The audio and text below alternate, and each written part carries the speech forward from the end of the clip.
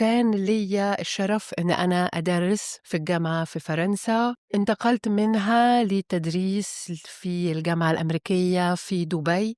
experience مع المالتيكالتشرال باك جراوند والenvironment بتاع دبي very unique experience, very enriching in fact. يمكن رجعت مصر في 2015. معالي رئيس الأكاديمية اداني شرف and فرصة to launch الجراديويت سكول اوف بزنس في سمارت فيليج كامبس من 2015. It's been 10 years. البرنامج بدأ ب 1 class 15 students. النهاردة احنا بنحتفل ب 3500 current student. رؤية رئيس الأكاديمية بوجود كلية دراسات عليا داخل القرية الذكية as a business hub and in the center of the business community was very profound and it paid off.